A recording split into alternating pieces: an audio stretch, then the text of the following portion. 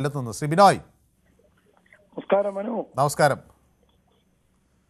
ഈ തർക്കമൊക്കെ കാണുമ്പോൾ ബിനോയുടെ പാർട്ടിക്കാർ വലിയ സന്തോഷത്തിലാണല്ലേ? സന്തോഷിക്കാൻ എന്തുവാ, ജനാധിപത്യമായ രീതിയിൽ അവർ വിജയിച്ചു വന്നു.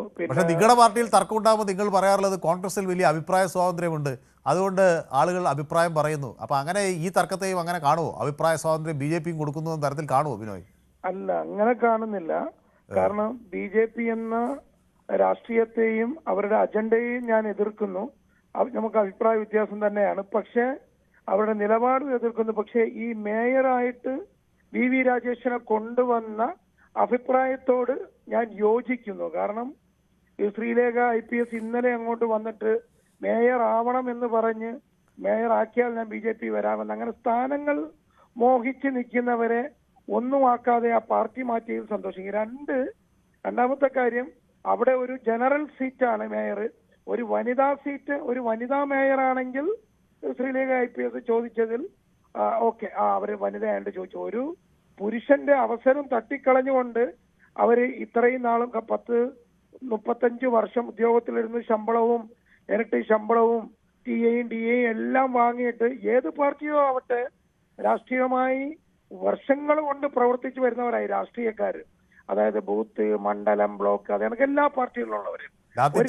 പോലീസ് കേസുകൾ, അങ്ങനെ എന്തൊക്കെ കടമ്പകൾ കടക്കണം അല്ലേ? അല്ല, ഒരുപാട് പോലീസ് കേസുകൾ, മർദ്ദനം, ക്രൂരമർദ്ദനം, ഓപ്പോസിറ്റുള്ള പാർട്ടിക്കാരുടെ മർദ്ദനം, പിന്നെ അങ്ങനെ എന്തൊക്കെ പ്രശ്നങ്ങൾ ആയിട്ട് വരുന്ന അവരെ തന്നെയാണ് മേയറും ഡെപ്യൂട്ടി മേയറും ഒക്കെ ആക്കേണ്ടത്. ഇതിനകത്ത് സ്ഥാനം മോഹിച്ച്, ഇപ്പോഴും അവർ സ്ഥാനം മോഹിച്ച് വരുന്നവരെ ഒന്നും ആക്കാതിരുന്നതിന് BJPക്ക് ഒരു ക്രെഡിറ്റ് കൊടുക്കുകയാണ്. കാരണം അങ്ങനെ തന്നെയാണ് മാതൃകാപരമായി ചെയ്യേണ്ടത്.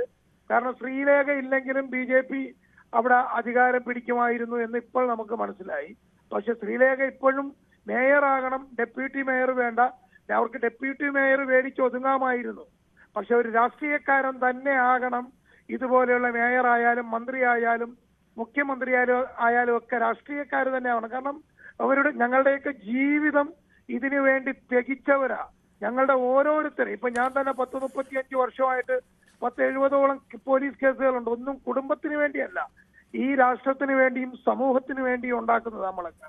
അപ്പോൾ ഒരു സുപ്രഭാതത്തില് എളുപ്പം DGP ആയിട്ടൊക്കെ ഉള്ളവർ വന്ന് ഇങ്ങനെയുള്ള സ്ഥാനങ്ങളിലേക്കൊക്കെ മത്സരിച്ചു വരുമ്പോൾ അത് ജനങ്ങൾക്കൊരു അംഗീകരിക്കാൻ പറ്റത്തില്ല, രാഷ്ട്രീയ പാർട്ടികൾക്കും അംഗീകരിക്കാൻ പറ്റത്തില്ല. ഞാൻ വീണ്ടും പറയുന്നു, BJPയുടെ അവരുടെ അജണ്ടയോടൊന്നും എനിക്ക് താല്പര്യമില്ല, അവരുടെ നിലപാടിനോട് താല്പര്യമില്ല. പക്ഷെ തിരുവനന്തപുരം മേയറെയും ഡെപ്യൂട്ടി മേയറെയും എടുത്ത വിഷയത്തിൽ അംഗീകരിച്ചു കൊണ്ടുപോകണം. ആ വിഷയത്തിൽ കൃത്യമാണ്. ചന്ദ്രൻ നായർ കൂടി എന്നോടൊപ്പം ചേരുകയാണ് തിരുവനന്തപുരത്ത്. ശ്രീ ചന്ദ്രൻ നായർ ആര് മേയറാകുമെന്നാണ് പ്രതീക്ഷിച്ചിരുന്നത്? മനു സാർ, ഇപ്പോഴത്തെ സാഹചര്യത്തില് ഇപ്പോഴത്തെ അവർക്ക് കിട്ടിയ സീറ്റ് അനുസരിച്ച് VV രാജേഷാണ് ഉചിതം എന്നുള്ളത് അദ്ദേഹത്തിന് കുറച്ച് പരിചയമുണ്ട്. മാത്രമല്ല, തിരുവനന്തപുരം നഗരത്തില് 3 പ്രധാന പ്രശ്നങ്ങളാണുള്ളത്. ഒന്ന് എന്താണെന്ന് വെച്ച് കഴിഞ്ഞാൽ